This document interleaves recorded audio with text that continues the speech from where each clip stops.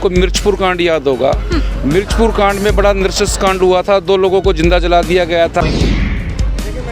SC/ST act में दर्ज FIRs को उठा के देखें, उनमें 80% आरोपी जो है वो एक स्पेशल कम्युनिटी, पर्टिकुलर कम्युनिटी के लोग हैं।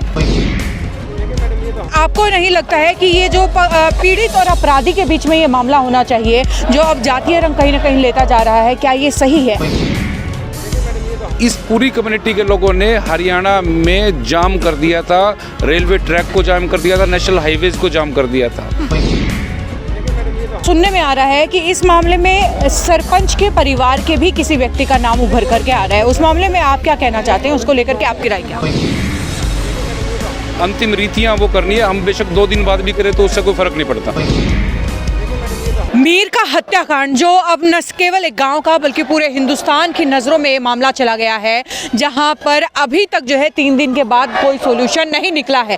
दरअसल मीर का हत्याकांड की शुरुआत से ही जो कवरेज है हम आपके सामने करते जा रहे हैं, और इस मामले में आगे की अपडेट्स क्या हैं वो हम जानेंगे। फिलहाल रजत कंसल जी मेरे साथ हैं, जो पेशे से एक वकील हैं और इस पूरे मामले में न्याय मांगने वालों में सबसे आगे खड़े हैं। रजत जी नमस्कार। नमस्ते सर, मुझे ये बताइए कि आज जो है आपको 2 से 3 दिन हो गए हैं यहाँ पर बैठे हुए, अभी तक प्रशासन का क्या रवैया रहा है? देखिए, इस मामले में बड़ा गंभीर मामला है और एक शेड्यूल कास्ट कम्युनिटी के युवक की बड़ी बेदर्दी से, अमानवीयता से, और जो एक डोमिनेंट कम्युनिटी के युवा थे, 15-20 की संख्या में थे, उन्होंने बड़ी बेदर्दी से उसकी हत्या कर दी है।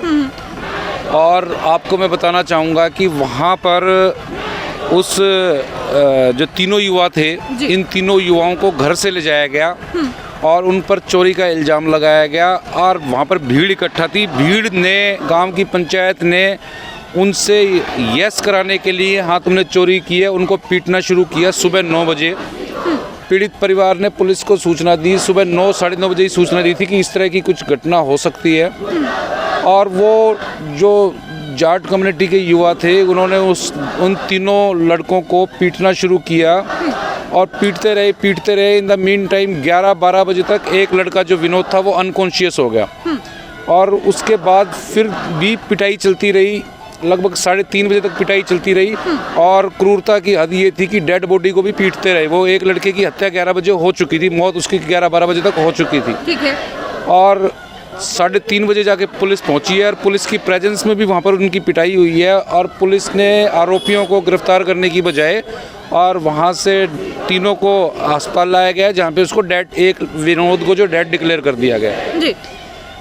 रात के 9 बजे तक कोई भी DDR नहीं थी, कोई भी FIR नहीं थी। इसके बाद हम लोगों को सूचना मिली, हम लोग अपनी जो टीम है यहाँ पर, हमारे जो लोग हैं उनके साथ यहाँ पे पहुँचे। तब आनन फानन में पुलिस ने जो घायल लोग थे उनकी स्टेटमेंट रिकॉर्ड करके FIR रजिस्टर की इस मामले में, हत्या, अपहरण और SC/ST एक्ट के सेक्शंस में। जी सर, एक सवाल यहाँ पर पूछना चाहूँगी। देखिए, जहाँ पर अपराधी होता है, मेरा सवाल ये आपसे है कि क्या आपको नहीं लगता है कि ये जो पीड़ित और अपराधी के बीच में ये मामला होना चाहिए, जो अब जातीय रंग कहीं ना कहीं लेता जा रहा है, क्या ये सही है? आपकी इस पर राय क्या है? देखिए, अगर आप हरियाणा का इतिहास उठा के देखिए, और जितने भी पिछले 10 साल का आप रिकॉर्ड उठा के देखें, और SC/ST एक्ट में दर्ज FIRs को उठा के देखें, उनमें 80% आरोपी जो है वो एक स्पेशल कम्युनिटी, पर्टिकुलर कम्युनिटी के लोग हैं, जो इस केस में भी वही लोग हैं। और हम लोग इस मामले में बार बार उस जाति का नाम इसलिए ले रहे हैं क्योंकि जब भी इस कम्युनिटी के लोगों के खिलाफ FIR दर्ज होती है, आपको मिर्चपुर कांड याद होगा। मिर्चपुर कांड में बड़ा नृशंस कांड हुआ था, 2 लोगों को जिंदा जला दिया गया था। जब पुलिस ने गिरफ्तारी की, तब इस पूरी कम्युनिटी के लोगों ने हरियाणा में जाम कर दिया था, रेलवे ट्रैक को जाम कर दिया था, नेशनल हाईवेज को जाम कर दिया था। तो आरोपी को आरोपी मानना चाहिए, लेकिन जब एक पर्टिकुलर कम्युनिटी के अपराधी अपराध करते हैं तो क्यों उसकी कास्ट के लोग उनके समर्थन में खड़ा होते हैं, जबकि उन्हें कहना चाहिए अपराधियों को पुलिस को खुद सौंपने का काम करना चाहिए। एक और सवाल जो सुनने में आ रहा है कि इस मामले में सरपंच के परिवार के भी किसी व्यक्ति का नाम उभर करके आ रहा है, उस मामले में आप क्या कहना चाहते हैं, उसको लेकर के आपकी राय क्या है? सरपंच के परिवार का कोई मसला आया था, लेकिन उस बारे में हम कोई टिप्पणी नहीं करना चाहते। उस बारे में जो पीड़ित परिवार है वो लोग टिप्पणी करेंगे जी। तो इस मामले में आप अपनी तरफ से कोई टिप्पणी या कोई अपनी ना, राय नहीं इस रखते? मामले में हम कोई टिप्पणी नहीं करना चाहते। आगे के लिए क्या होता है यदि मैं किसी कम्युनिटी को फिर से आगे नहीं लेकर के आऊंगी? मेरे लिए दो हैं, मुलजिम है या फिर पीड़ित है।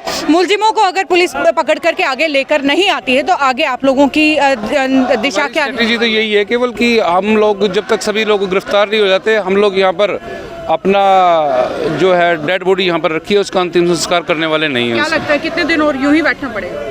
हम लोग 11-11, 12-12 दिन तक डेड बॉडीज के साथ बैठे हैं और पुलिस प्रशासन की बेशर्मी हम लोगों के संज्ञान में है। किस लेवल के बेशर्म लोग हैं ये सरकार के लोग। और जो पीड़ित परिजनों का भी यही कहना है कि हम लोग जो हैं हम लोगों का जो परिवार का सदस्य वो जा चुका है, केवल कुछ अंतिम रीतियां वो करनी है। हम बेशक 2 दिन बाद भी करें तो उससे कोई फर्क नहीं पड़ता। बिल्कुल, ये बात सच है। खैर, धन्यवाद सर आपका। तो ये थे रजत कंसल जी जो कि पेशे से वकील हैं और इस पूरे मामले को भी देख रहे हैं। दरअसल ये जो मीरका के अंदर हुआ हत्याकांड जो अब एक जातीय रंग ले चुका है कहीं ना कहीं, हालांकि मैं इस मामले में पूरी निंदा करती हूँ जो आरोपी हैं जिन्होंने हत्या की है, क्योंकि दो बातें, दो पक्ष निकल करके आ रहे हैं। एक तरफ कहा जा रहा है कि ये जातिवाद की वजह से हत्या की गई, तो दूसरा पक्ष जो है ये दूसरे पक्ष की तरफ से कहा जा रहा है कि ये जो हत्या है वो चोरी के इल्जाम को लेकर के हुई। हत्या चाहे किसी भी कारण से की गई हो, सरासर गलत है, मगर जातीय रंग जो है कहीं ना कहीं अब इस मुद्दे में घुस गया है। और आपके हिसाब से क्या ये सही है या ये गलत है, इस बारे में अपनी राय लिख करके ज़रूर बताइएगा, क्योंकि शायद कोई ऐसा होगा जिस मामले में खुल करके ऐसे सवाल पूछेगा। खैर, ये खबर यहीं तक, आगे भी खबरों का सिलसिला यूं ही जारी रहेगा। देखने के लिए जुड़े रहिए सिटी बिग न्यूज़ के साथ। नमस्कार।